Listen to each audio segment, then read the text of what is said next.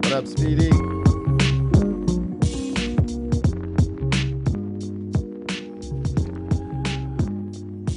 Here we go. Here we go. Hey, hey. Good morning, my people. Oh, my goodness. Good morning. I hope you're wide awake. I hope you are alive, breathing, excited, pumped, in the mood, because you are on the Road to a Million show. You're here today. We're still getting all our bearings, getting all our things, our devices, all of our systems in place, getting set up, getting adjusted to the new time, getting adjusted to the new time frame. And so we appreciate you bearing with us, hanging with the crew, because it's growing. It's growing. The excitement around the Road to a Million show is incredible. I'm Daron Campbell. I'm your real estate mentor. I'm the hardest working man in real estate, by the way. And this is the Road to a Million show. And there's all my people. I see all my people like chiming in saying, what's up, what's up, what's up, what's up, my people. Hey, you guys are able to see us on roadtoamillionshow.com. You're able to see us on rolloutshow.com. And you're also able to see us on Daron Campbell Coaching on Facebook Live. We are expanding our reach. We are reaching more people. We're touching more people. And you guys are helping us do it. I'd like to say thank you for that. Once again, the goal here, let's talk about what's the goal of the Road to a Million show. It's about growth. It's about trying to help you expand your mind. Let me just summarize it officially. We're trying to help you grow your brain, improve your body, and explode your bank account. Your brain, your body, and your bank account. Those are the 3 B's, and you'll hear me rant, preach, lecture, and sermon on all 3 of those topics. So the objective behind all of those things is completeness. The goal is completeness in life. Does that make sense? I want you to be complete. I need to be complete. We all need to be complete. And in my mind, completeness is not there if you're not balanced. If your life isn't balanced, then you're going to be lopsided in one direction or another. You might be the most fit, powerful, strong, healthy person in the world. And if you're flat broke, I guarantee you're not happy. I also contend that you might have $10 million in your bank account. And if you're 450 pounds and can barely walk up a flight of stairs, I contend that you're not completely happy. It's hard to be happy. It's hard to, because you're not balanced. You're not balanced. And so I think that also there are many, many, many people out there. Oh boy, here I go. I'm getting a story in my brain already. There are many, many people out there that have a whole lot of money in the bank, and they might even be healthy. They might even be like in great shape. But if their mind is like they're walking in some fog all day long, then I contend that they're not truly happy. I don't believe the saying that ignorance is bliss. I think ignorance is ignorance. I think if you're stupid, you're stupid. I'm going to tell you guys a crazy story, and I just heard it last night. I heard about a very famous person, or yeah, very famous. Let's just put it like that. Very famous person who needed to rearrange some stuff really fast. I'm not going to name names. I'm not going to tell you who I was talking to, who told me this, but somebody needed to rearrange their finances really fast because they wanted to buy a car that cost over $1 million.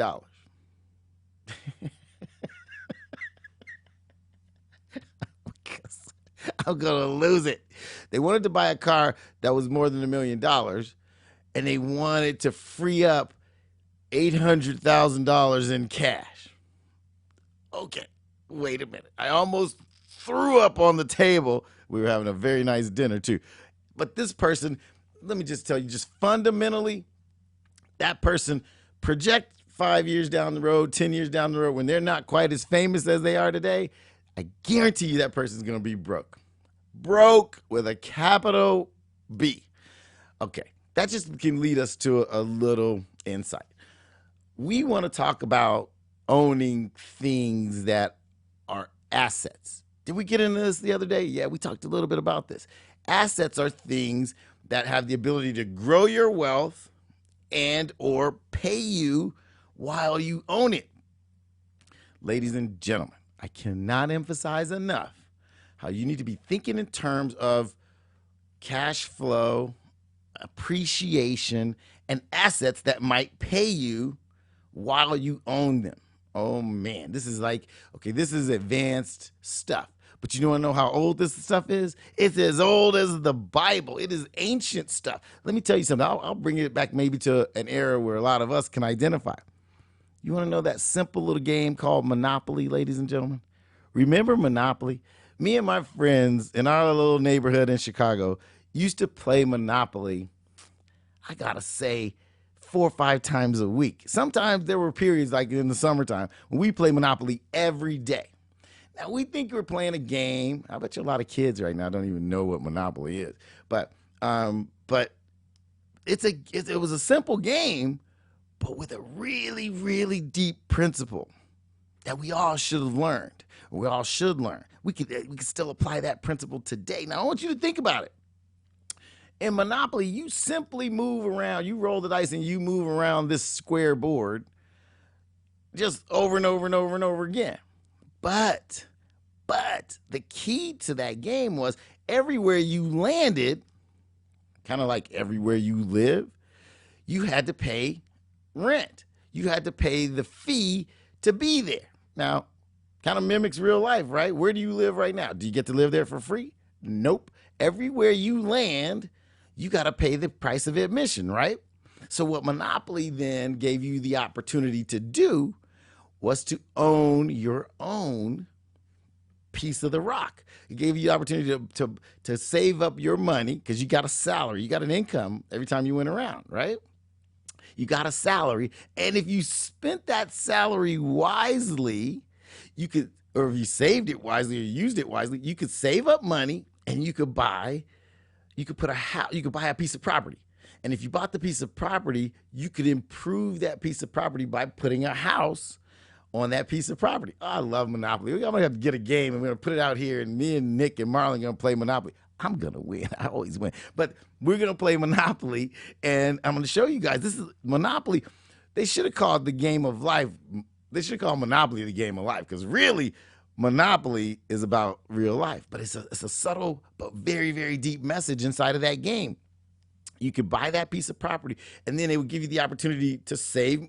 Number one, collect rent when people stopped at your property, right? Okay, so now I'm in the income property business. And if you used your money wisely, you could improve the property by adding a little greenhouse to the property. So now when people stop there, it's a little bit better. So I could charge you a little bit more to stop there. So instead of Nick paying me $25 to stop at my property, I could improve it with a greenhouse, and I could charge Nick $100 for stopping at my property. I get more money. Nick pays more money because he's visiting my property. Now, the game goes on. If I use my money wisely and I spend my money wisely, I could continue to improve my property, and I could use my gains to buy more property. Okay, wait a minute. There's a lesson coming. I could buy more property, and then I could improve that property. So if Marlon comes to visit my property today and it's just kind of run down, I could get $100 out of Marlon. But if I improve that property by putting a little greenhouse on it, now I can charge Marlon $200 for showing up at my slightly better property. The plot continues to thicken. If I continue to save and continue to use my money wisely, I could build up to 4 houses on that piece of property. And if I did that, then the city would allow me to upzone that property and build a hotel. Okay, wait a minute. People just thought, okay, we're just going around this board and we're just buying houses, and and I can get to a hotel and then I can get more money. Hello, life encapsulated, ladies and gentlemen. Pay attention. If you could maximize the use of that property, it would be by adding a hotel instead of 1 house, 2 houses, 3 houses, or 4. You could add a hotel to that property, and that's the maximum you could improve that property. But the laws and the rules got friendlier as you got more houses. You get up to 4 houses. The city says, hey, go ahead, for this fee, you could build a hotel. But if I built that hotel, instead of paying me $200 to stay at my improved property, now Nick's got to pay me $1,000 to stay at my shiny hotel. Think about that, ladies and gentlemen. Think about that. And then the person who bought enough property and improved it most strategically would make the most money, would eventually take everybody's money, and would win the game of Monopoly. Now think about that. There was also strategy behind where you bought the property, which properties you bought, what the locations were. If you bought the purple properties, Mediterranean Avenue and Baltic Avenue, the rents were pretty low. Even when you got hotels, the rents were pretty low. They were still rent. Don't get me wrong. They were still rent. But then if you got the blue properties, you have Park Place and Boardwalk, and those are the really, really expensive properties, kind of like your Beverly Hills or your Park Avenue in New York. Well, those were super expensive properties. The guy, if you landed on my Boardwalk property, you owe me $2,000. If you landed on my purple hotel property, you might owe me $200. I don't remember the exact amounts. The point is, location mattered, but more importantly, the rentability mattered. There are properties in between the low end and the super high end that could make you absolutely filthy rich. Like the orange properties, the New York Avenue, the Tennessee Avenue. Oh my gosh, I can't even remember all of them. The orange ones and the yellow ones and the purple ones were kind of like the middle of the road properties, kind of like where normal people live. It wasn't the poor stuff. It wasn't the rich stuff. It was kind of the middle of the road stuff. If you wanted to win the game of Monopoly, if you collected enough property right in the middle, you weren't a slumlord, but you also weren't trying to, spend $1,000 a foot in Beverly Hills. That's the person that typically would win the game. Why? Because they had affordable property that a lot of people came to. Now, you guys, you're going, Daron, I haven't even had my coffee yet. Why are you wasting my time talking about Monopoly? Ladies and gentlemen, I'm talking to you about Monopoly because Monopoly is a microcosm of the way you build wealth in life. Monopoly is a microcosm of the simple way to build wealth. You hear me? Nick and Marlon are getting an education right now because I'm telling you, Monopoly is a simple way to grow your empire. Think about it, ladies and gentlemen. If you become, listen, what is the guy doing who owns the orange properties and the yellow properties, and it's got hotels on all of them. He can serve a lot of people and charge them all a fair rent, and he can absolutely build his fortune. Now, what's the key there? He's serving a lot of people and delivering value to those people with his hotel or his apartment building or his rental. Do you get it? Do you get it? Come on, people. Look hard. Let's look beyond the trees. There's a lesson here. The fortune was built by the people who could serve the most people with what they were delivering. If I owned all the yellows on the Monopoly board and all the purples on the Monopoly board, and that's all the best middle of the road properties with modest but fair rent, but a lot of people showed up. It's something weird about that board too, because there are properties where many more people landed than others. There are properties where you kind of got to skip past them. You could miss Boardwalk and Park Place real easily. I don't know why that is. It's kind of weird. But everybody stopped on those purple and those orange ones on the second row. I don't know why. It just seems how that's the middle of the road where most people live. The middle of the road, not the broke stuff, not where you get shot collecting your rent, but not Park Avenue or Wilshire Boulevard. Those were occupied, and you could become wealthy in those. But if you really studied the game, the middle range, you know why? Because I think those properties serve the middle class. What does that mean? The middle class is the masses. If you find a way to add value to the masses, guess what will happen? You, my friend, will find your fortune. Does that make any sense at all? Am I like the Monopoly knucklehead here? Am I talking to myself? Do you guys get it? What's the bigger lesson? The bigger lesson is find a way to serve as many people as possible, and your fortune is right on the other side of that. Now, in this game, on this show, because it's me, because I'm Daron C. Campbell, the hardest working man in real estate, I get to talk about this in real estate terms. If you could serve 1 million people in your restaurant, or if you could serve 1 million people in your shoemaking business, then I say serve as many people as you can. The idea is deliver value to as many people as humanly possible, and that's where your fortune lives. Okay, that's one to burn into your brain, ladies and gentlemen. Let me tell you the difference between a person who's delivering that kind of value and building their fortune and the other 90% of the people out there. Most people out there, where you're going to drive and walk and visit, most people have been trained to become an employee and have someone pay them for their time. You're trading your time to get some money. You go to punch a clock and someone gives you some money. But guess who decides how much money it is? They do. You don't say, hey, I'm going to come work for you at Walmart, give me $1 million. It doesn't work that way. As long as Walmart is in control of the enterprise, they decide how much they'll pay you.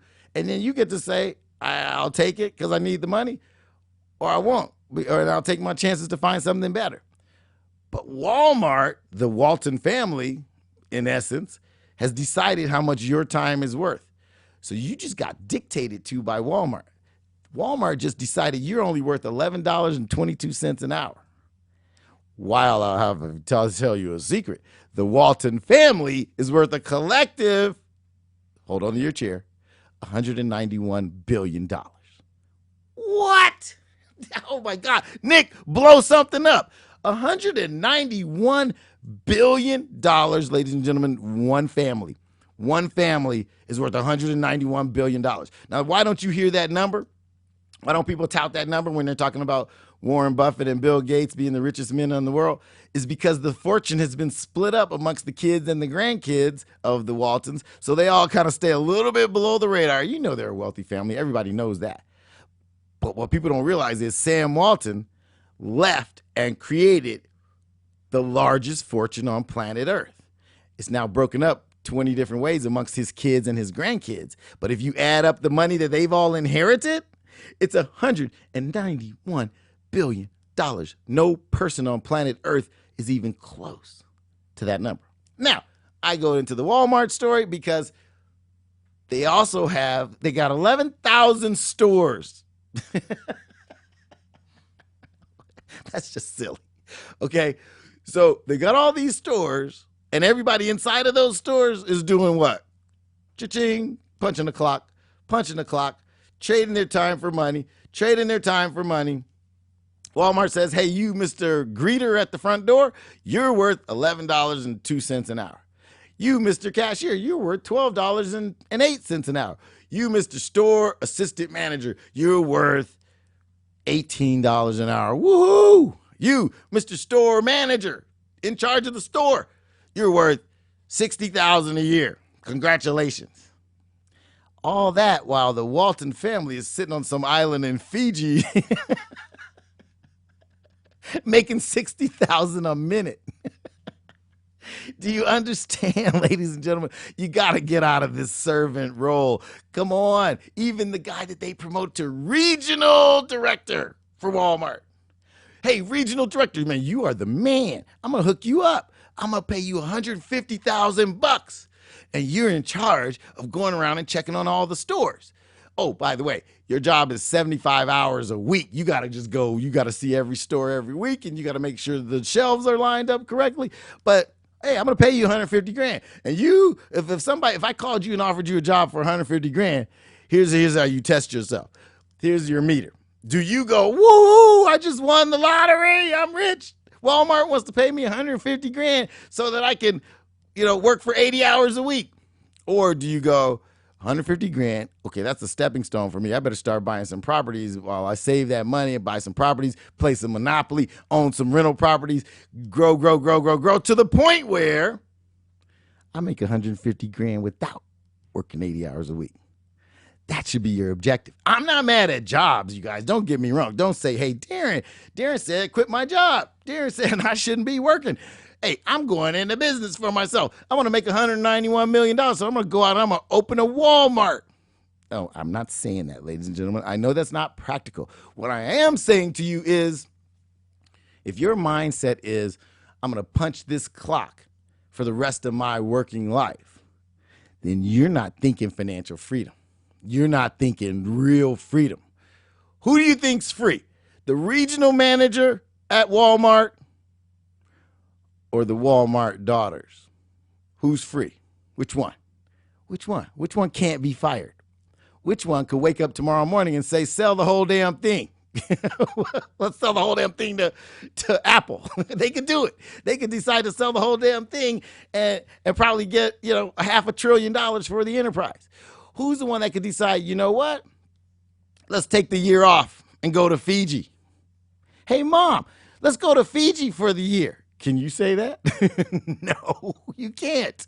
Why? They started an enterprise, and Sam Walton started a store with the idea of serving a lot of people. Do you hear me? The sermon today is, how much value can you provide, and to how many people can you provide it? It's a simple equation. Daron, I want to be rich. Show me how to be rich. Somebody said that to me once. Show me how to be rich. Simple. The wealth equation is the easiest one in the world. Deliver value to a whole lot of people. And then you will be paid commensurate with the value you deliver. Uh-oh, Daron, you just said commensurate. What the hell? Here we go with those words again. Deliver value in direct proportion to the number of people you can touch. So in other words, all right, how do I start, Daron? How do I start? I'm a secretary. I work every day. How do you want me to deliver value? Let's start like this. Here's a concept. This is a good concept. This is the road to $1,000,000show.com. Why don't you go to work today and be the most valuable employee at your workplace, starting today? What a novel idea, Daron. What? Did you think of that on your own? I thought about that. Listen, start today, because here's the thing. Thoughts turn into things. We talked about that the other day. Why don't you think about becoming the best employee you ever were? Start delivering that kind of value today. And now what are you doing? Let me show you how the daisy chain works. I deliver a lot of value as a secretary. my boss starts noticing, wow, Daron is really typing those memos without any errors anymore. Wow, Daron is 2 steps ahead of me, and he has my coffee waiting for me. He's got my memo typed perfectly. He already has my calendar laid out perfectly. Daron's delivering more value. Daron could probably handle more responsibility. Let me promote Daron. Let's make Daron the office manager. Now Daron can pass that value and that knowledge of value to all the other administrators in the office. Boom. You apply the same work ethic to your new role, and suddenly somebody goes, wow, we love working for Daron. We love working for Daron. We love working for Daron. And then suddenly somebody upstairs notices, man, that Daron guy is really running the administrative department really well. Why don't we put him in charge of all administration at the company? And then somebody goes, oh my God, that Daron, everyone really likes being here because of him. Why don't you make Daron the head of the entire department? And it goes on and on and on. But the problem we tend to have, you guys, is we don't want to bring our best even when we're not being paid like at the top of the food chain. So some people, they go to their job and they go half-assed to their place of work every day. They bring no enthusiasm. They bring no initiative, but they want to make more money. Does that even compute? That math doesn't even work. You don't want to give your best until somebody pays you better. That's kind of out of order, ladies and gentlemen. That's kind of reverse. That's the reverse of the way things should go. Why don't you try this for a change? Why don't you give your absolute best, your best effort, your best attitude, your best timeliness, your best appearance? Why don't you deliver that and watch how the good things follow that effort?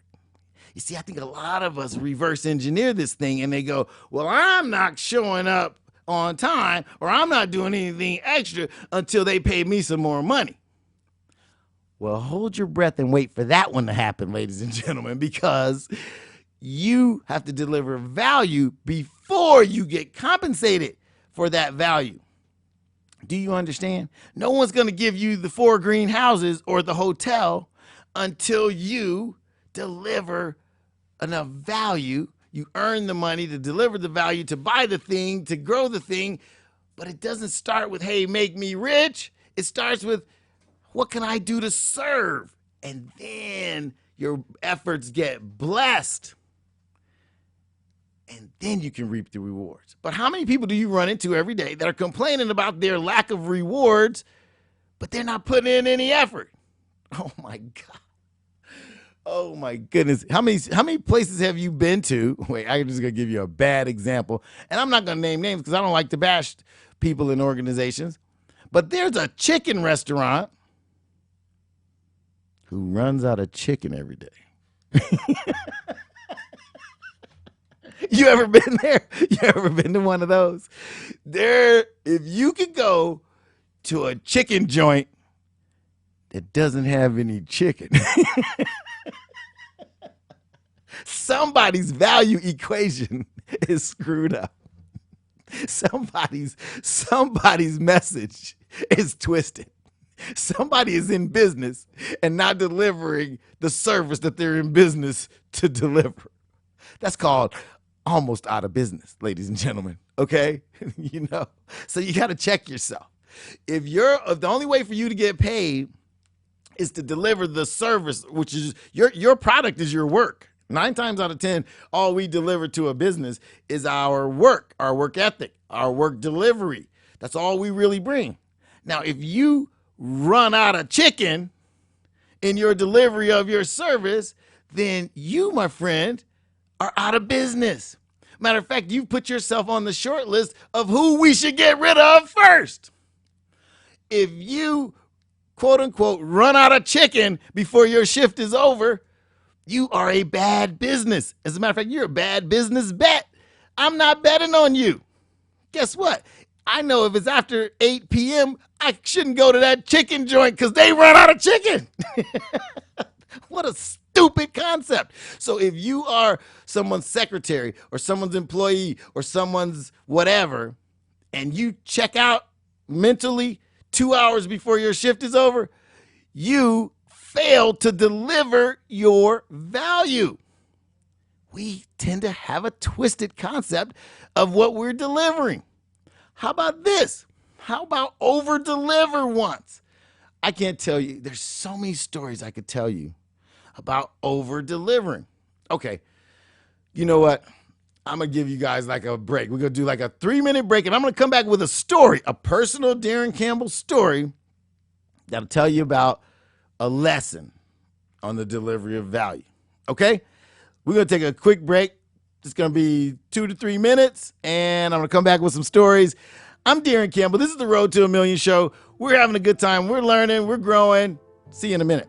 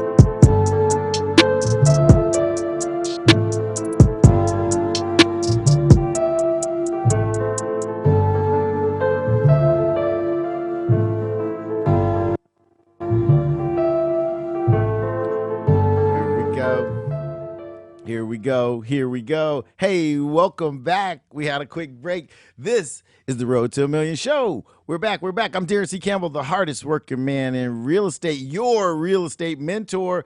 We are all headed to the top. We closed the show out. I've been forgetting to close the show out the way we do at the end. My tribe has been reminding me, Daron, you always say, I'll see you at the top. Well, that's the way we close out the show. I've been forgetting to do that. So before I leave today, when you hear me say, I'll see you at the top, you're supposed to finish that sentence. At the top is your part. But I'll close the show out like that. That's kind of like the signal that we sign off with. So thanks for reminding me, tribe.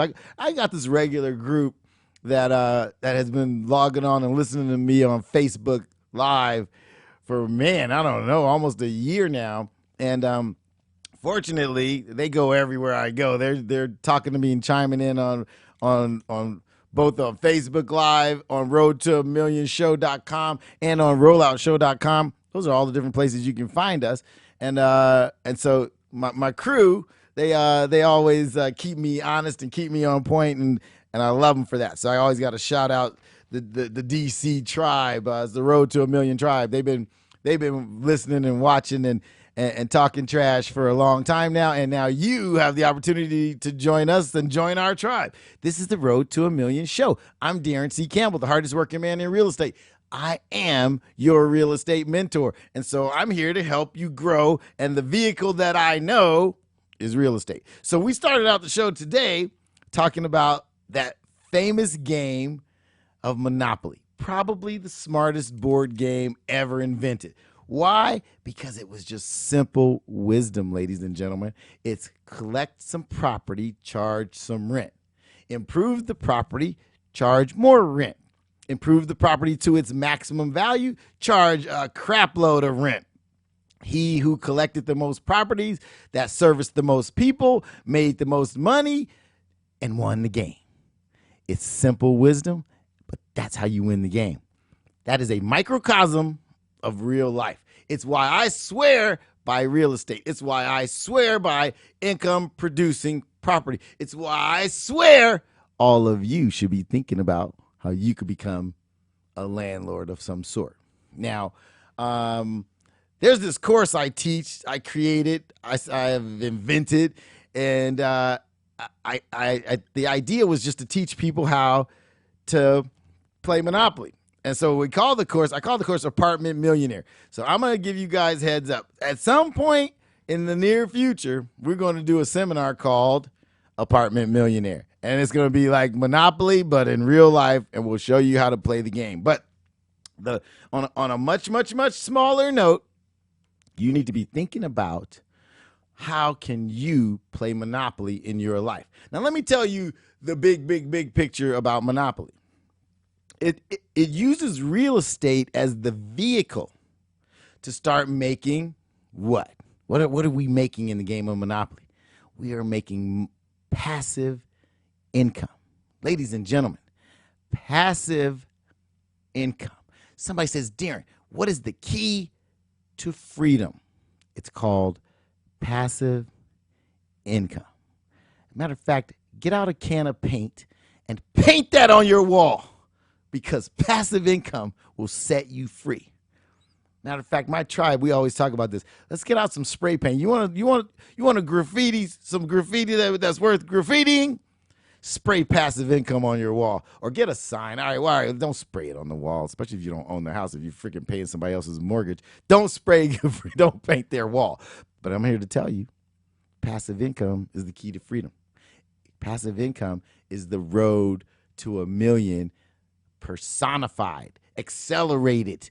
It is the secret to a road to a million is passive income. Now, Monopoly, much like Daron Campbell, used real estate as the vehicle to generate passive income. My question to you is, do you have a vehicle to create passive income for yourself?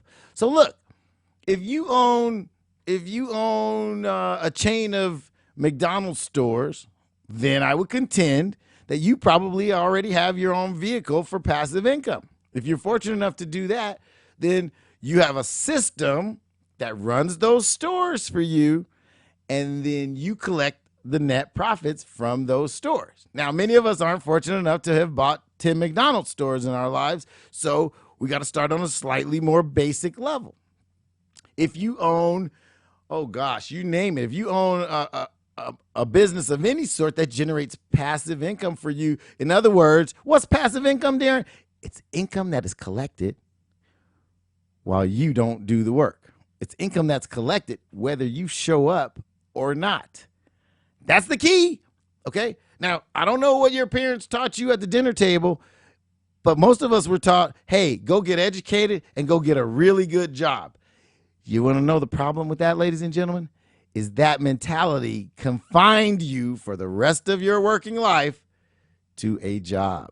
Instead, what mom and dad should have been telling you at the dinner table was, hey, son, daughter, get knowledgeable about something that creates value, then deliver that value to as many people as possible, and then create a way for that thing to continue to generate income whether you show up or not.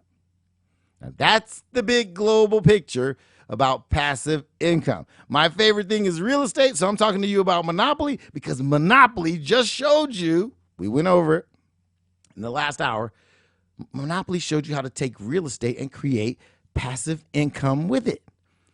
Real estate is a great way for the regular guy like me or you to start generating passive income. Now, how about this? Let's go real basic, Darren. Get basic for me, Darren. Don't be using that economics degree and all those big words to blow my mind. Tell me what I can do. Let me tell you what you can do. We talked about value. So first, I want you to start by deciding today that you're going to deliver as much value as you currently have the capability to deliver. Oh my God, there you go again. Just put it in plain English, Darren. Okay, go to work and do a good job. How about that?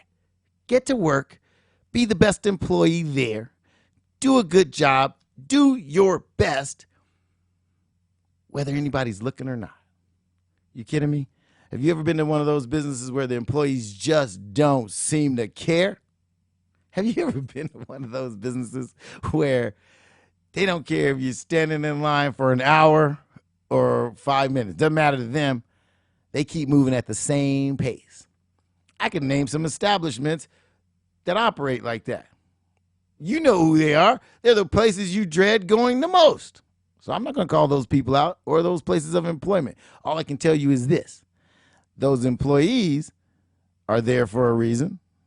They are in the station in life they're in for a reason. And they're going about as far as they're going to go for a reason.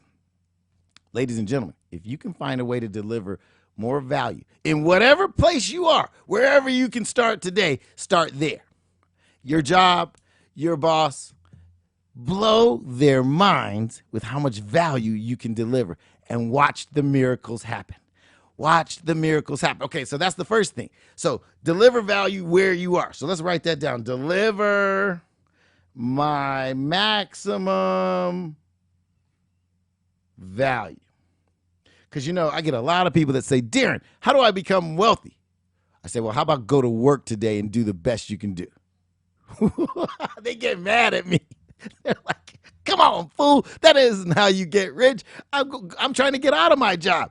I go, why don't you go to your job and do better than anybody else at the place of business?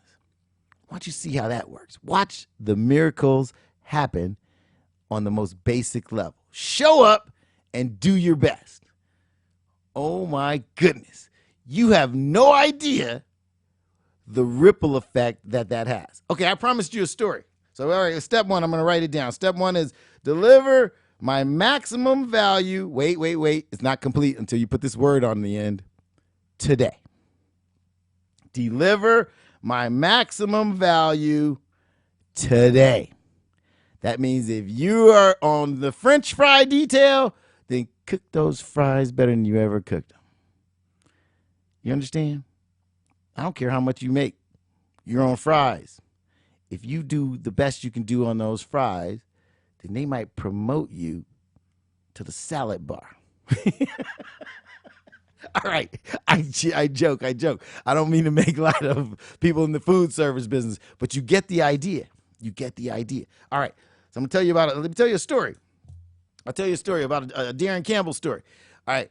So in college, I had a quest to make as much money as possible. So during the summer, because I needed to make money during the summer because when I wasn't in school, all I needed to do was make more money. I just wanted to make money. I had this quest for money. So the jobs that paid the most were these internships at the aerospace companies.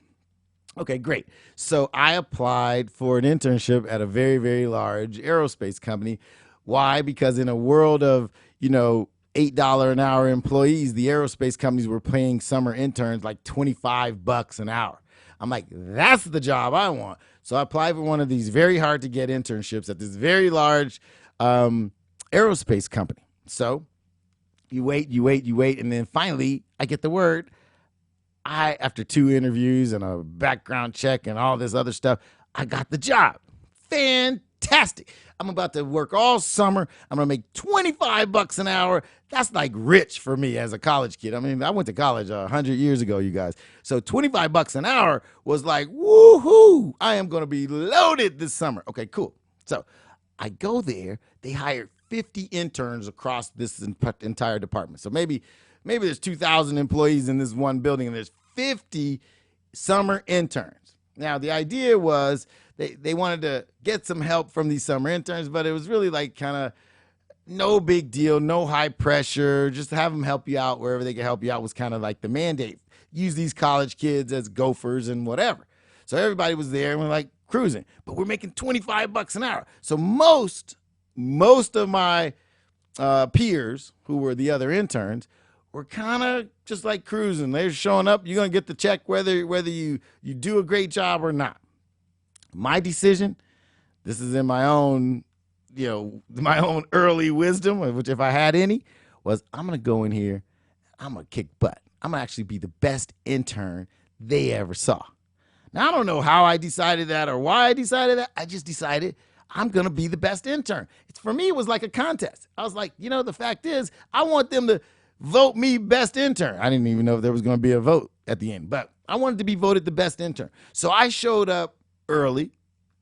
I stayed as late as necessary, and I went to people in the department and said, what can I help you with? What can I help you with? Can I help you with something? Can I help you with something? And if the next guy didn't have something for me to help him with, I go to the next guy and say, what can I help you with? How can I help you? How can I help you? What can I do to assist you? I was known for being this very assertive, aggressive intern. Why? Because I wanted to add value. I wanted to be the best intern that aerospace company ever saw.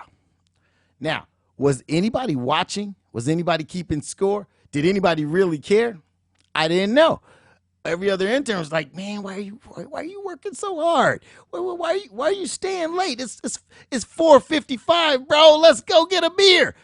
I'm saying, no, I got to stay. I got to stay until the work is done. I'm working on a project. I'm helping this guy do that. I'm going to stay till 5. I'm going to stay till 6. I'm going to stay till 7. I stayed till whenever the job was done. I see 49 interns dashing out the door, going to the sports bar down the street to get some beers. I stayed until the job was done. Okay. I didn't know who's keeping score. Didn't really care. I just wanted to be the best intern. Okay. End of the summer comes and we made good money. Everybody was happy. They threw a big party for the interns. Interns, good job, everybody. Woo, we had cake, we had lunch. Everybody's celebrating. It's our last day. The interns are happy. We're all about to go back off to college. And in the middle of the party, somebody says, "Hey, Daron, George wants to talk to you." I was like, uh-oh. George was the vice president in charge of that whole 2,000 person department. Now, George isn't at the party. George is sitting in his office. Everybody else is at the party. And somebody goes, "Daron, George wants to talk to you." I'm thinking George's going to be like, "Give your money back, Daron. you messed up. What'd you screw up?" Or even, here's what I really thought. I thought George would have seen something I did that was kind of like beyond internship duties and been like, "Dude, you messed up. You weren't supposed to touch that. You overstepped your bounds." I didn't know. But George He wasn't the friendliest guy in the world, but everybody was scared of George. So check this out. George had never said more than 3 words to me for the whole summer. And those 3 words might have been, get me coffee. I don't know. But the point is, I got to go see George in the middle of the stinking party. All right. I get my act together. I got to go see George. I straighten up my tie, make sure I was wearing my ID. I walk into George's office. You want to talk about the longest walk ever? I'm walking to George's office. The whole department is empty, and I see George in his glass office looking down at his desk. There ain't nothing happy about this meeting, ladies and gentlemen. I'm walking to see George. I'm thinking to myself, do I have cake on my face? I gotta get my act together. I knock on the door.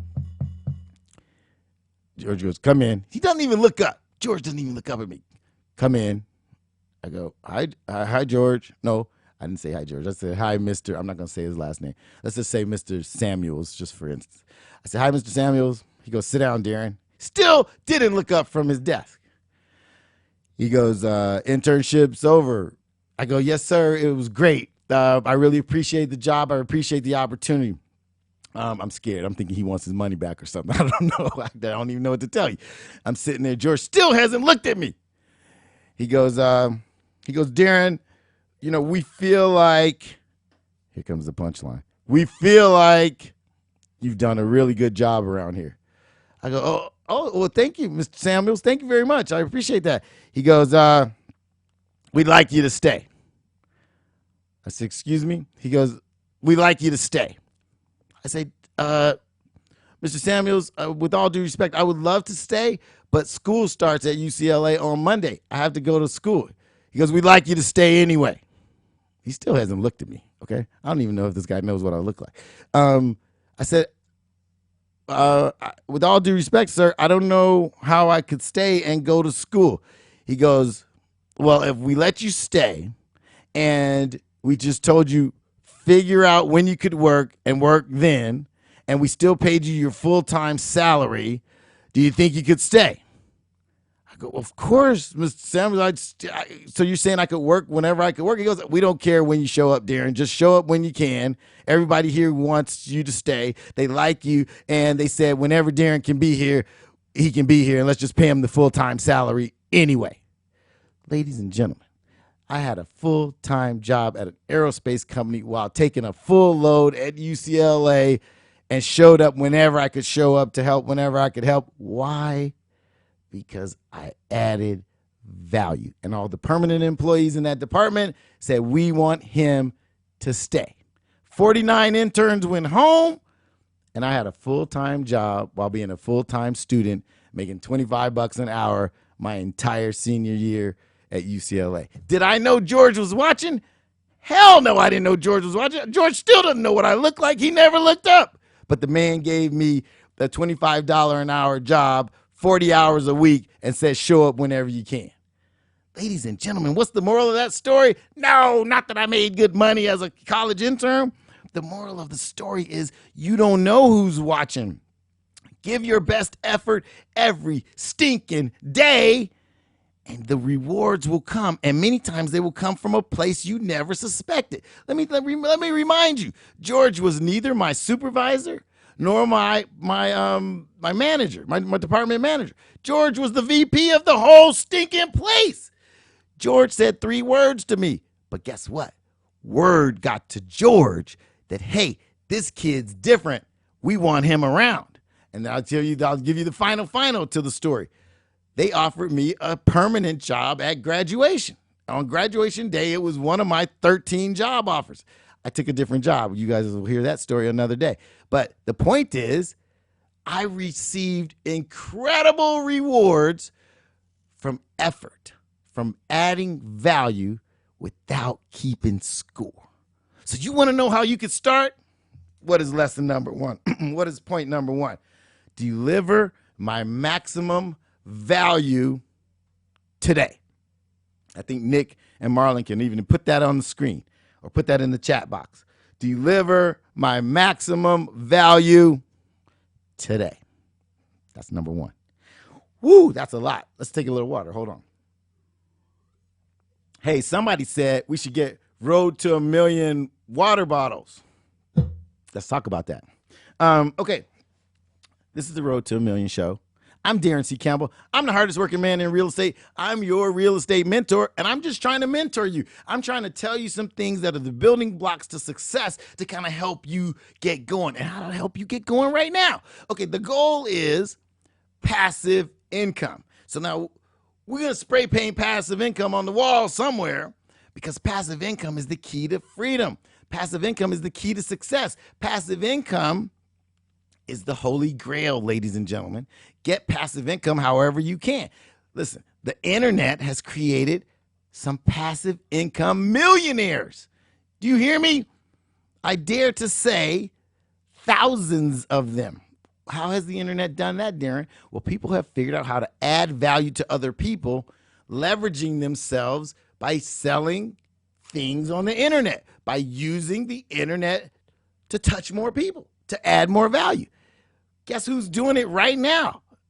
I'm doing it right now. I am using the internet to talk to all 4 of you guys. I joke. I'm hoping there's 10,000 of you guys listening. I'm telling you, the idea is to add value and add it to as many people as possible so that you can then start to generate passive income. Okay, I want to show you how to buy real estate, right? I don't want to just show you how to buy a house and live in it. I want to show you how to buy a house and live in it. That's great. But then I want to show you how to buy 5 more houses and have other people live in them and pay for those houses and pay you the cash flow difference that goes in your pocket. You see, what did the game of Monopoly teach you? It taught you that if someone landed on your property, meaning someone rented from you, they would pay you over time what it cost you to buy that property, and they'd pay you money on top of that. So it's money on top of the investments you made, and that's what makes it an asset, ladies and gentlemen. An asset is something that gives you the ability to earn money as a result of owning that asset. Does that make sense to you? It's why I say your home should not be the only thing you invest in. Your home shouldn't be the only ultimate goal there is. Because if you buy a home, but the cost of that home condemns you to going to work on a job for the rest of your life, that's not an asset. Oh boy, that's not an asset. I love the fact that we should all own homes. I love the fact that ownership matters. I love the fact that we're reprogramming some of you to want to own instead of rent. But I don't want it to stop there. I want you to figure out what is going to be your route to some passive income. What's going to be your route to some independence. The only way you get free, ladies and gentlemen, is if you find a way to get paid, whether you show up or not. That is the holy grail. Now, how can we do that? Look, as we go, as you continue to listen, as you, my faithful followers, continue to hang with me on the Road to a Million show, we're gonna come up with some ways for you to start building your passive income. Wouldn't that be fun? Wouldn't it be fun if a year from now you had $1,000 or $2,000 or $3,000 a month in passive income? Why don't we make that our project? Why don't we make that our goal? Why doesn't everybody on this show, including Marlon and Nick, have a little passive income by this time next year? What if you simply had $2,000 a month that showed up whether you went to work or not? Is that a game changer? Is that a life changer? $2,000. All I'm saying is $2,000. How much do you pay in rent? How much do you pay for your car? How much do you spend in groceries? Would $2,000 a month help you with that? Would $2,000 a month that came into your bank account automatically help you with that? Would you be moving down the road to $1 million if somebody handed you $2,000 a month on autopilot? That's called passive income, ladies and gentlemen. What if we make this all about figuring out how to get yourself some passive income? That's where freedom lives. That's where freedom lives. I heard this saying once. I'm going to mess this saying up. Somebody says, I think it was Warren Buffett or somebody says, I want to know where death, what did he say? I want to know where death lives. And then somebody said, well, why? He says, because I want to know where to never go. And the point is, you want to get to a place where freedom lives. I want to show you where freedom lives. I'm here to tell you freedom lives at that place where the income comes, whether you show up or not. And absolute freedom. Here's the definition of freedom. You ready? Ready? The definition of freedom. This is not what Webster's dictionary is going to tell you. This is the dictionary of Daron C. Campbell, the hardest working man in real estate. What is the definition of freedom? Passive income that covers the lifestyle that you choose to live. There it is. Freedom. I just defined it for you. You know why? Because look, if your cars, plus your house, plus your clothes, plus your vacations, plus the spending money you want to have in your pocket, if that all came in automatically, whether you went to an office or not, you technically, ladies and gentlemen, are free. How many of us are free? If your overhead is $7,000 a month, rent plus cars plus clothes plus cash plus the kind of vacations you want to take, if that all costs you $7,000 a month, what would set you free? $7,000 a month in passive income would set you completely free. Think about it. You don't need to be Bill Gates. You don't even need $40 billion. I contend you wouldn't even know what to do with $40 billion. How about $7,000?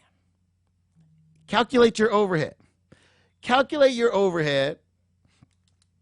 Let me tell you how to do that in a second. Number one, let's take these steps. Start by calculating your overhead. And let's add these numbers up. Okay, so add these numbers up. Everybody get out a pen and a piece of paper. Let's go. Put down the cup of coffee. Put down that cheese Danish. And let's do some math here. What is your cost of housing? Let's call it rent or your mortgage. Write that down. I'm going to come up with an equation for you. I'm going to say $2,000. That's about what's average here in LA. $2,000 is rent. Rent or mortgage. Next, put down your cost of transportation. Whether that's cars, public transportation, if you're like in New York or something. What is that? Let's just say transportation costs you, let's just say $600. Okay?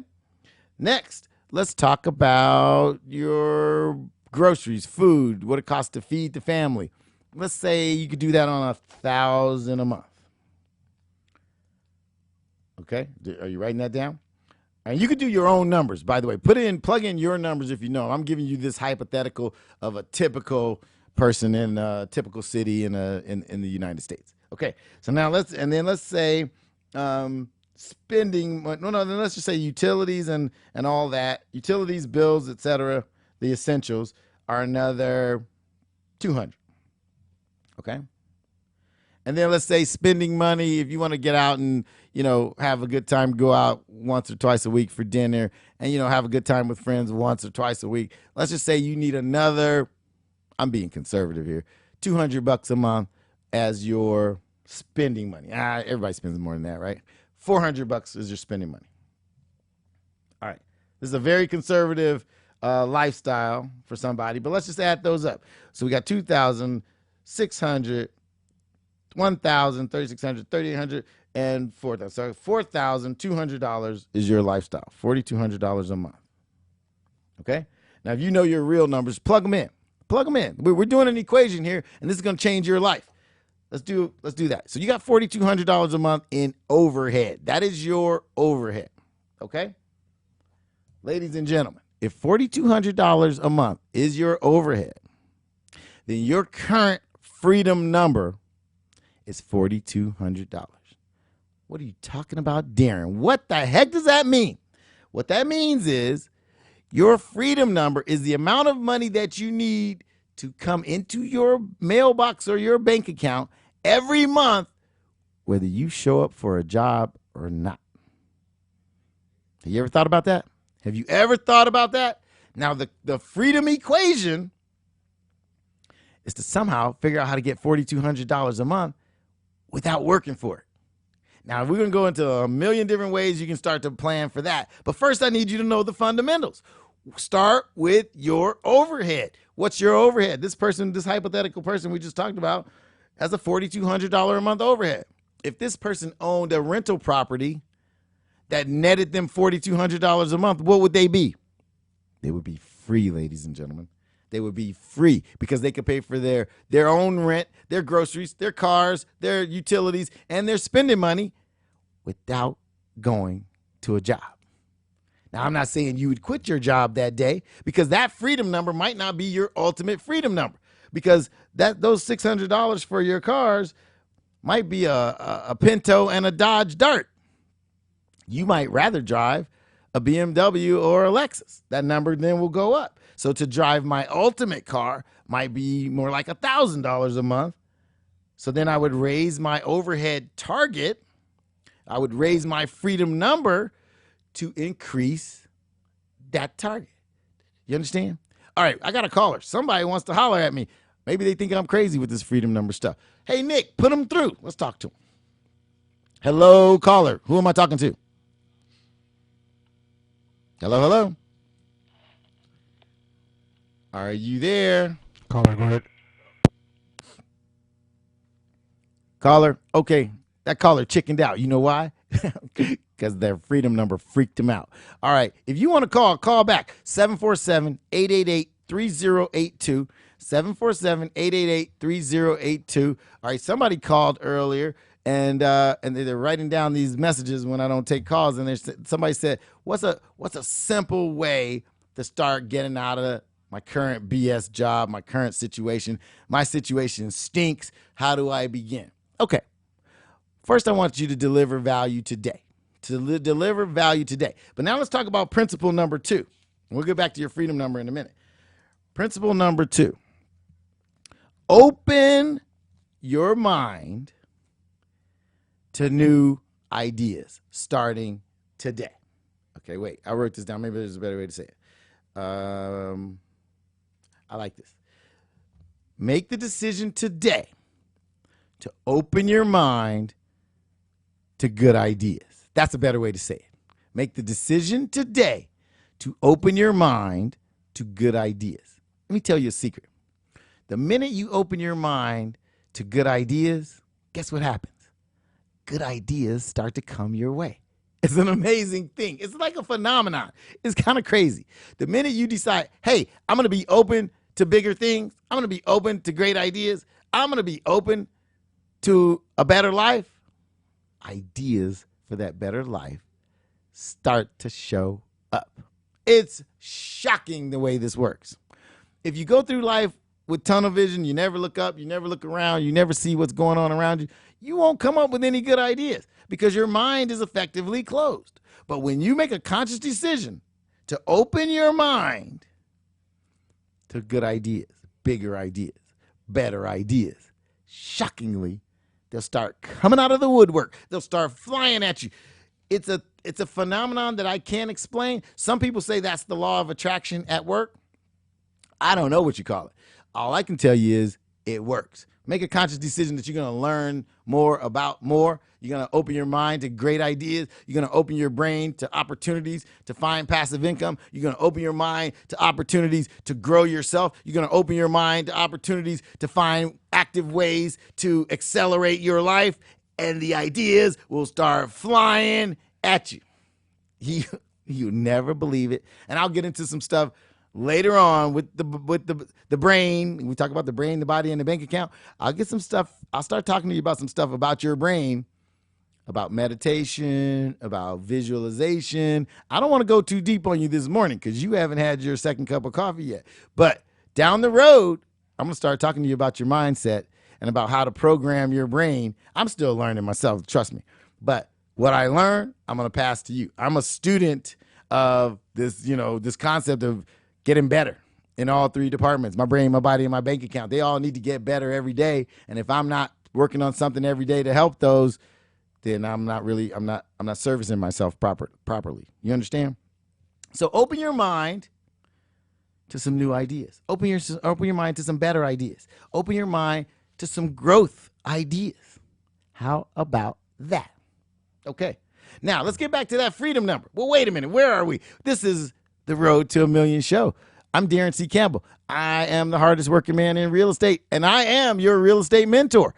And so my man, Speedy, the Rollout Show, they've given me the opportunity to come to you every week and help you grow. That's my plan. If you want to call me, you want to discuss it, 747-888-3082. You can call in. If you got a question, you can call in. If you want to talk about How do I push myself a little faster, a little further, a little more aggressively, Darren? I'm here to tell you. What I'd like to see everybody do is start to build a mechanism to find freedom. See, the road to a million is really like the road to freedom. We could really call it the road to freedom, because really what we're trying to do is get to a state of freedom. Do you know how many people? No, this is a better way to say that. How many people do you know who are stuck having to show up at a place every day? A job, a school, a place of employment in order to have their survival happen. And then by contrast, how many people do you know that could take a month off? How many people do you know that could just not show up? How many people do you know that could afford to not punch in today?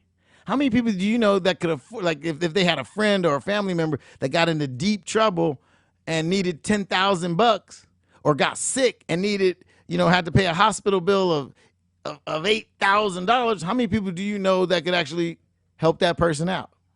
How many people in your circle could actually handle a crisis?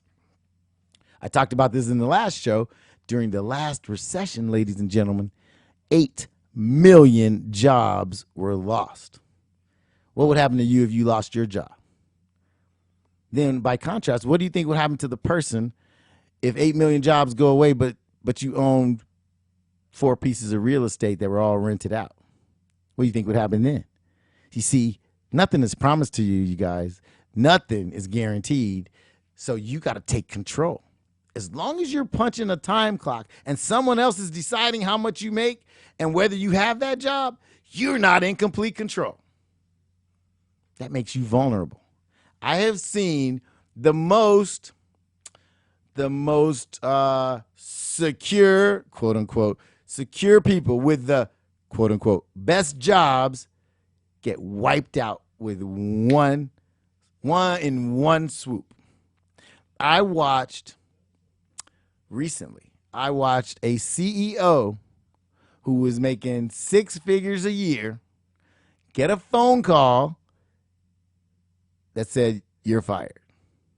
He didn't own the company, you see. He was an employee. He was the number 1 employee. He was the CEO. He was the president of the company. He wasn't the owner, ladies and gentlemen. The owner decided, we're going to have a change of direction here.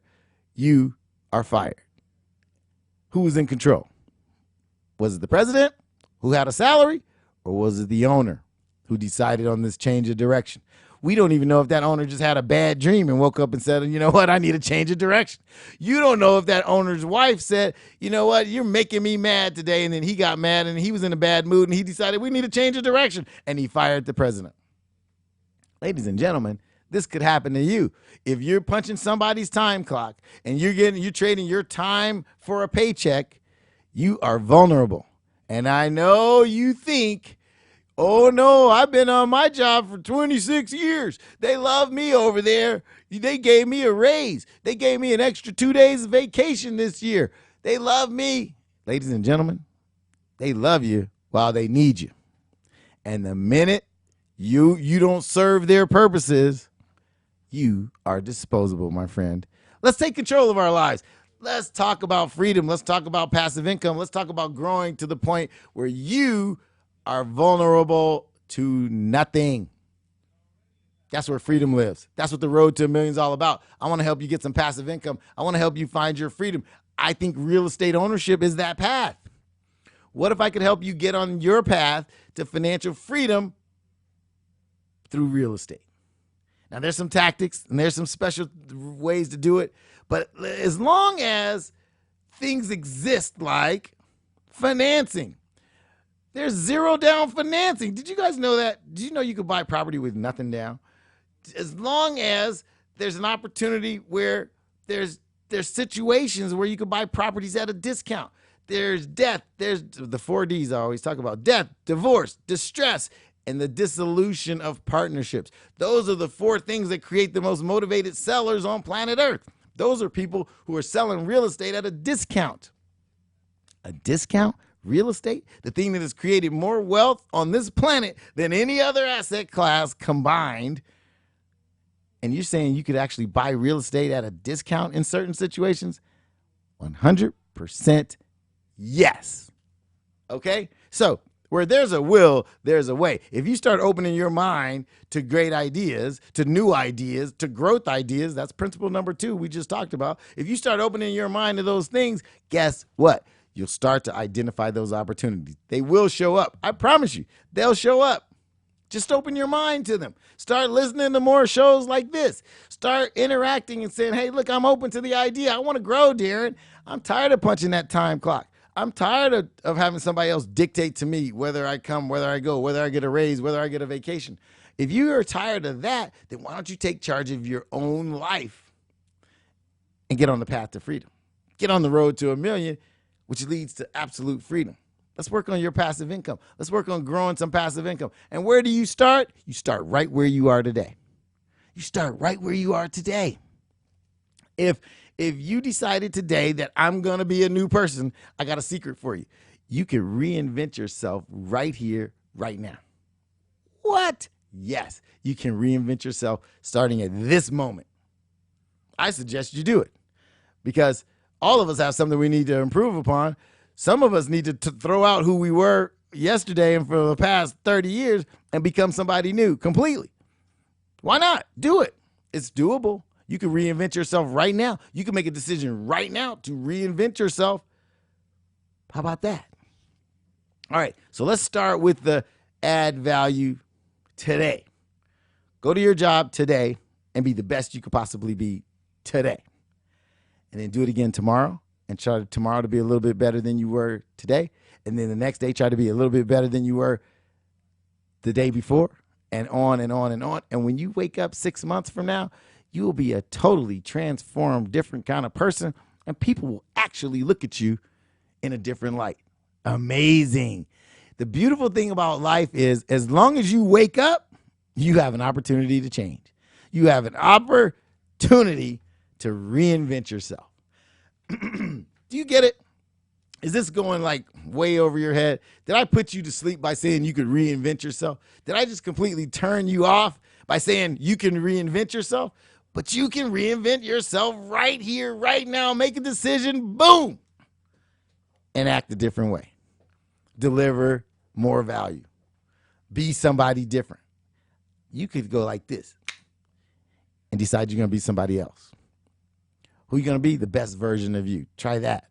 When was the last time you could honestly say, I am trying to be the very best version of me? When was the last time you could say, I gave everything I had, all of my effort, all of my attitude, all of my willpower to that effort? When could you say that about yesterday? Could you say that about the effort you made yesterday? I gave it everything I had. I talked to everybody I needed to talk to. I made every move I needed to do. I took massive action toward my goals. I went and gave my best at work. I gave my kids the best answer I could give them when they asked me that question. I put my heart and soul into making that dinner. I tried to improve myself by reading that 10 pages in that book before I went to bed, like I said. I woke up and I worked out hard because I said I was going to work out every day, and I did it, and I was true to myself. When was the last time you could say that about you?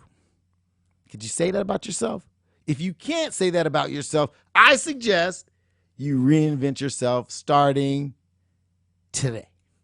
There's no time like today, because guess what? Tomorrow's not even promised to us. We don't even know what's going to happen tomorrow. So tomorrow is just a dream. Yesterday is in the past. It's gone. It's history. We never get it back. All you got control of is today, right now. You can control right now who you are, and I suggest you become somebody new right now.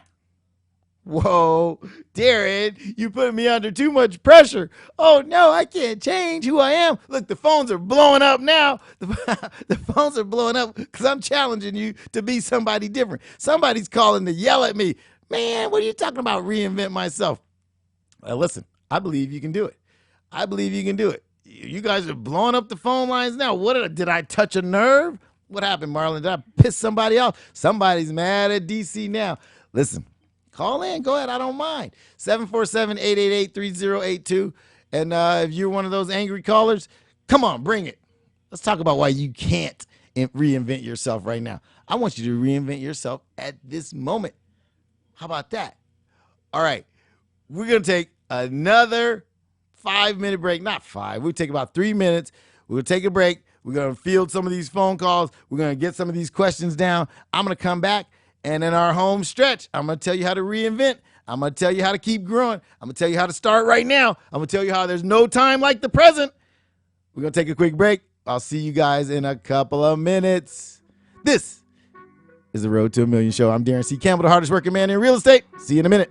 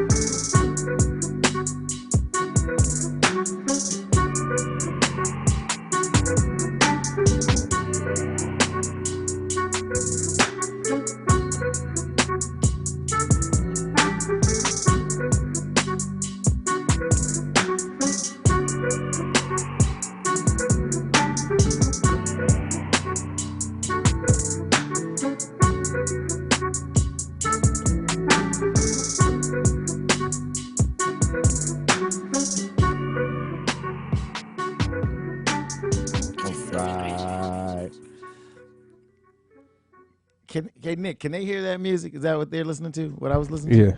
Oh man, Nick's got some cool beats, you guys. You know, you can't use famous people's published music. And so all the little music I used to use to intro and bring in, I can't use because now Nick's got the whole world listening to me. And so Nick, our producer, comes up with this music and he creates it, he finds it, but it's music that we can legitimately, legally use. And I was just sitting here dancing. I love what Nick has put together. So I hope you guys like the intro music and the segue music. That's courtesy of my man Nick, who's producing the show. So I always got Nick here, I always got Marlon here, and they keep this thing moving for me. So we're back. I'm Daron C. Campbell. I'm your real estate mentor. This is the Road to a Million show, and if you guys want to talk to me, you want to holler at me, you want to debate me, call in 747-888-3082.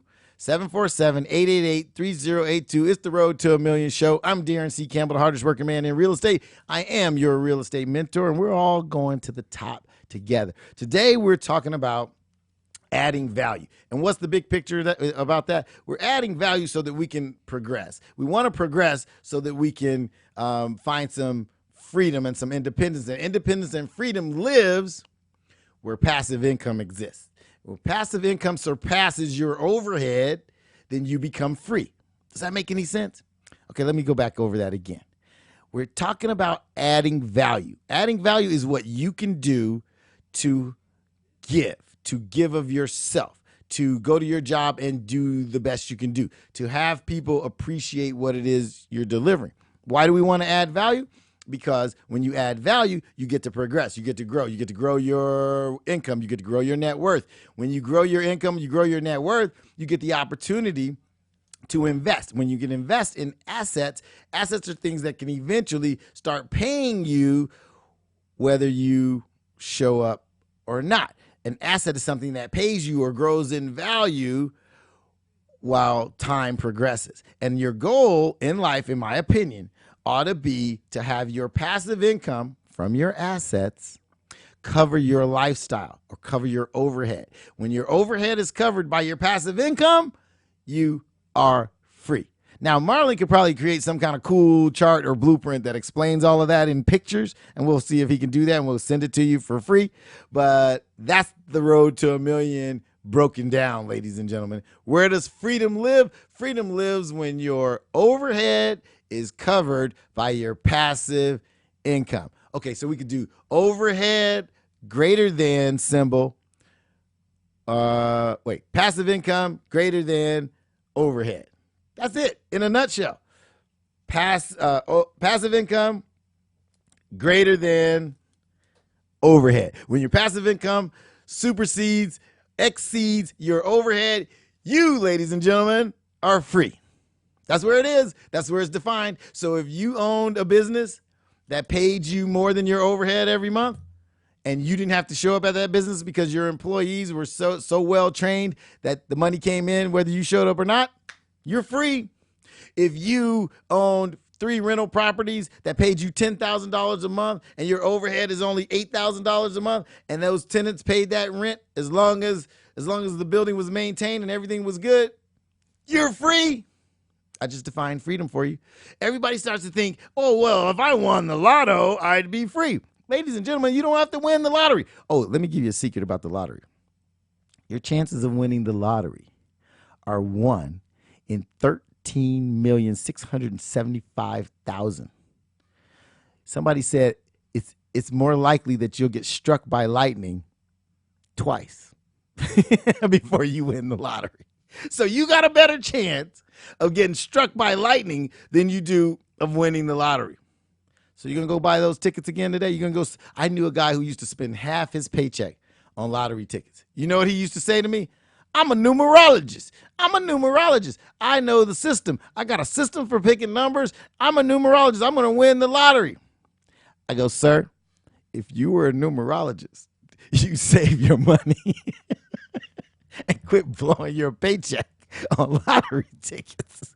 If you were really a numerologist, you would know that your chances of winning the lottery are 1 in 13,687,000, and you'd stop buying damn lottery tickets. We got a caller. Let me see what this caller is saying. They might be buying lottery tickets and calling me to talk trash. Hey, caller, talk to me. Who are you? Donisha, how are you? Donisha. Is this by Donisha from my tribe? Yeah. What's up, girl? How are you? Good. How are you? I'm great. I'm having fun, if you can't tell. How's it going? What can we talk about today, Donisha? What's happening? What's on your mind? I don't know. Daron just got me amped up this morning. I'm on my way to work, and I'm like, I need some passive income. I need to stop going to work every day I feel and you. take a month off. I feel you. So let's make a plan. You see, the plan for passive income starts where you are today. Everybody gets to start wherever they are today. You don't have to wait to start. I think you should start your plan today. So here's what I want you to do first. Look at your expenses and let's see where we can start shaving them down, right? Let's see where we can start lowering your expenses so that you can start paying yourself a little bit more every month. See, that's people might think, Daron, I could cut my expenses by only $50, but that's $50 more than you would have had last month. So I think, Donisha, you ought to first let's step back and let's look at what you spend and see if we could trim that in any way. Right? Yeah. That's step number 1. And then what we'll do is we'll step back and say, now, how can I be of more value so that I can make more income? So first we're going to look at the outgo. and see if we could trim the outgo. And then we're going to look at the income and see if we can increase the income. How do you increase your income? You add more value. It might be at your own job, or it might be with a side hustle. It might be with some other thing you could start to do to add value. You know what? Check this out. I know a guy who sells real estate by day, and he actually drives Uber by night.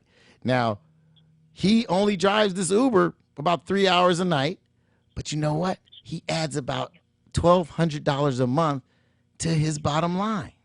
So some people are sitting at home watching Power. This dude's taking 3 hours of his night to make an extra $1,200. So somebody says, Daron, I got no way out. I'm stuck at this dead end job. Well, find another way. Let's find you another way to stack your money. Because what's going to happen at the end of you stacking a little bit more money is we're going to find you an opportunity to buy something that gives you some passive income. And what if that guy, Donisha, what if that guy saves that $1,200 a month, saves it for a year. At the end of a year, he's got $14,400 saved up. He takes that $14,400. He comes to Daron. He says, Daron, I got 14 grand saved up. I go, what if we find you a no money down loan on a duplex? The closing costs are about 10 grand, so you got 14 grand. Let's do that. Let's rent out those two units, and let's see how you could cash flow $500 a month. Uh-oh. Right. He's on the road to freedom, isn't he? Right. How about I that? agree. How about that? What if we dissected your whole situation and help you grow like that? Isn't that like a today way to get started? Yep. Absolutely. You think that's something you're willing to sit down and do for yourself sometime today? Yeah.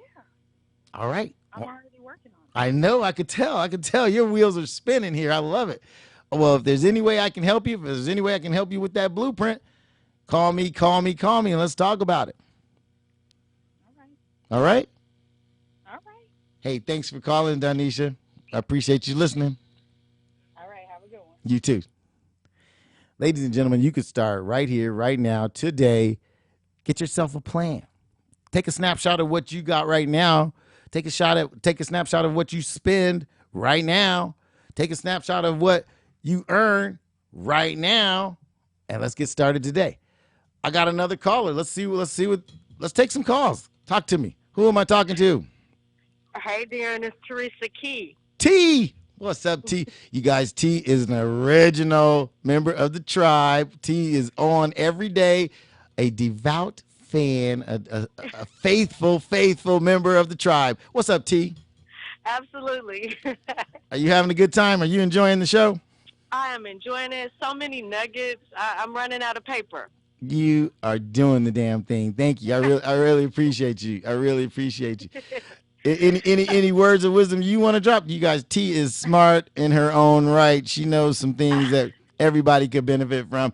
You got what do you got for us today, T? What can we help you solve, or what can you drop on our audience? Talk to me. Well, it's two things. You mentioned reinvention, and that's one thing that I've witnessed with you, as well as I've tried that myself, and I've found it's a great thing. But a lot of us don't really have time for reinvention. So if you can give us some, just a tip or an idea on how to just make that time for reinvention, I think that'll just really bring it home. I love it. That's a great suggestion. All right, so here's what you do. In my opinion, we can all take a look at our day and find the waste. Now, let me tell you how I find the waste in my day. I've decided that my day isn't a 24-hour day. I've decided that my day is this set of time blocks. And I break my day into these 30-minute time blocks, T. So here's the thing. I stay awake for about 18 hours a day. Okay, that's kind of weird. I'm kind of a vampire. I sleep 6 hours. I'm awake for 18, right?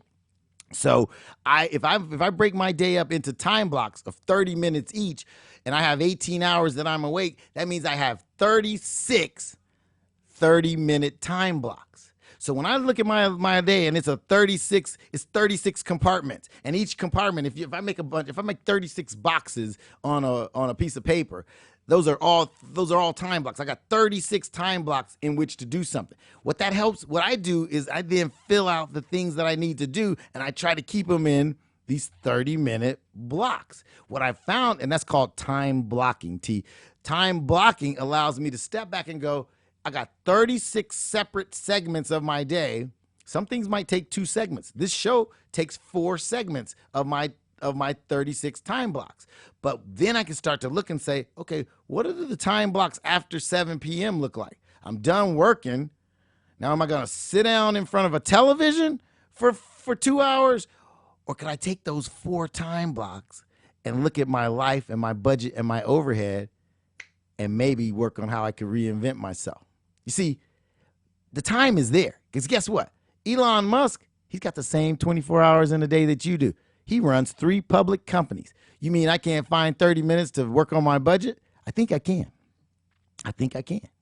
And so I think if all of us step back and look at time for what it really is, which is time equals opportunity, we wouldn't waste so much of it. I think a lot of us waste a lot of time with a lot of things that don't result in our getting better.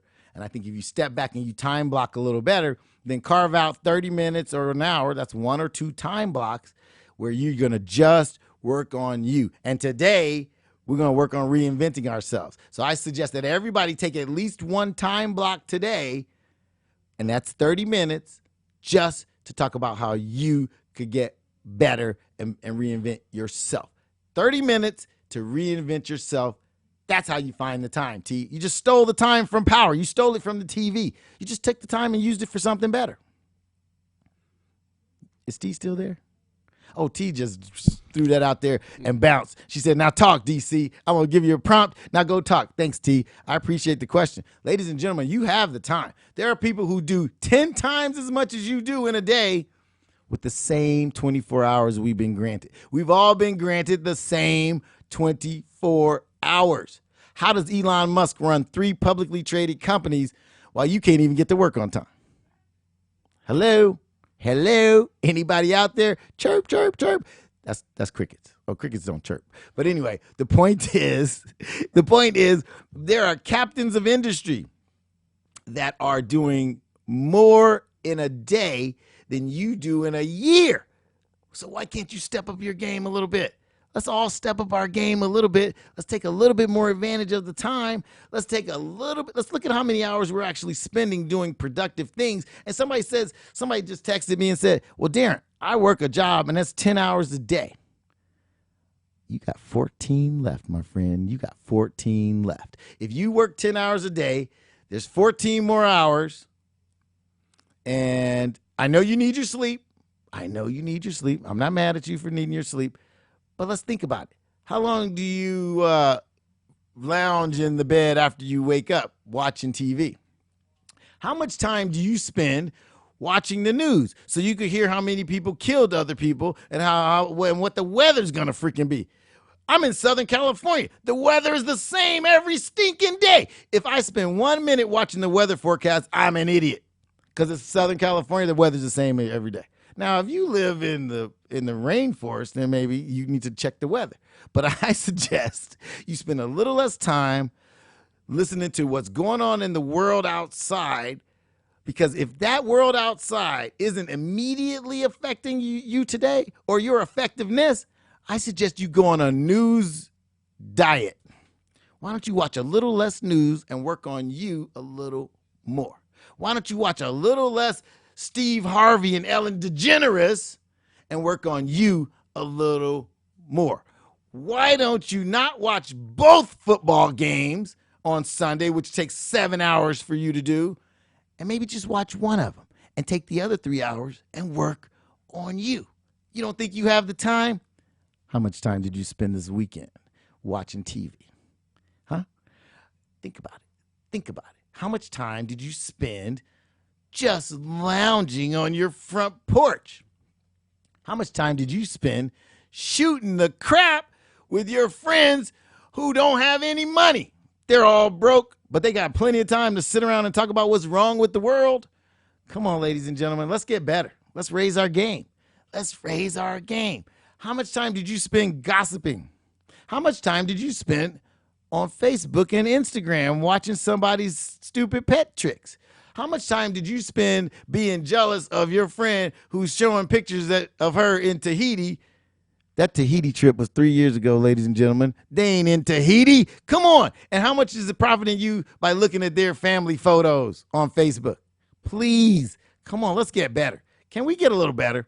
Can we get a little bit more efficient with our time? Can we get a little bit more? Hey, one of my mentors, T. Harv Eker, says, be ruthless with your time, because you're not, the minute you just wasted, you'll never get it back.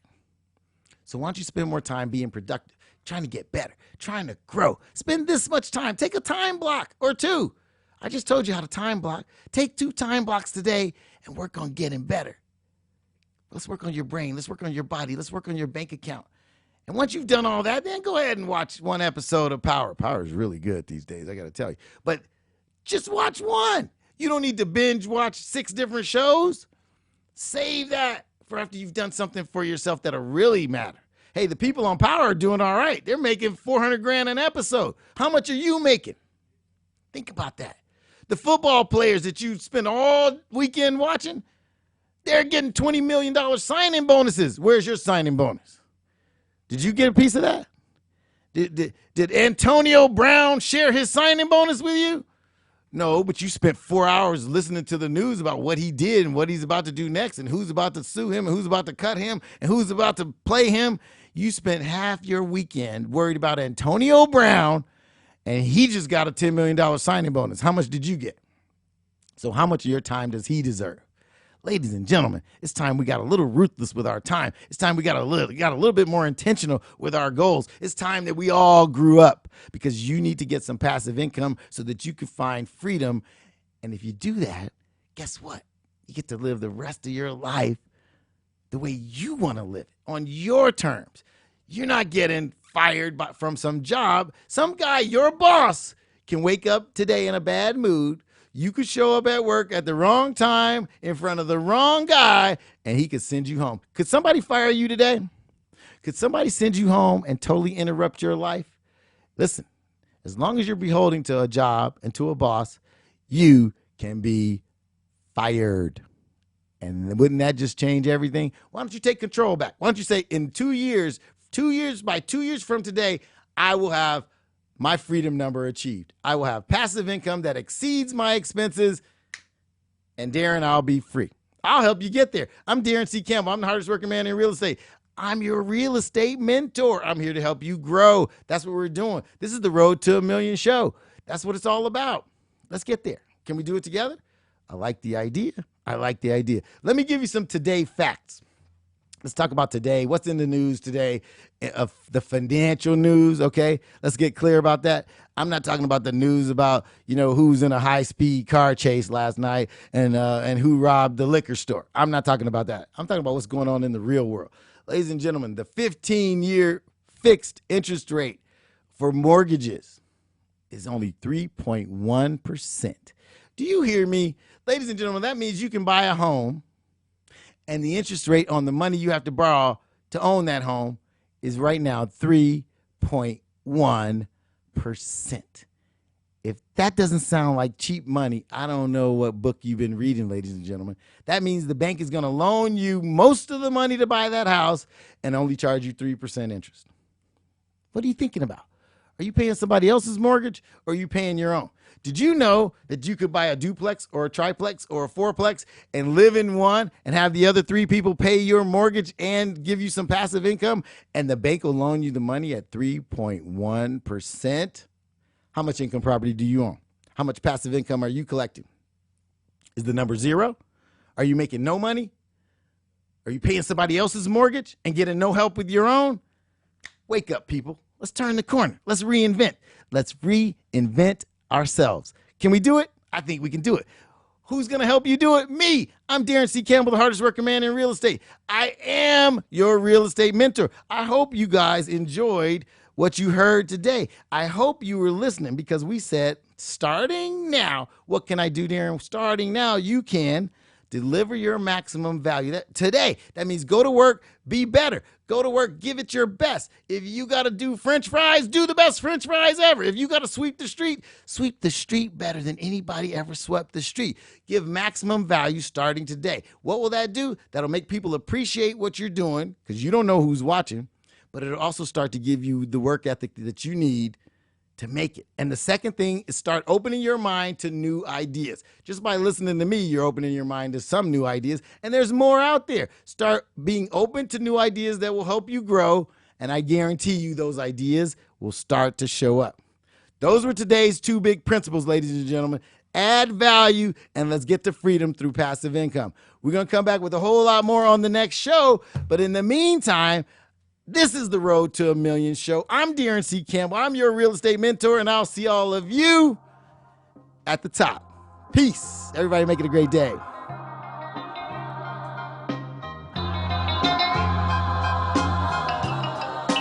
Othello on the beat.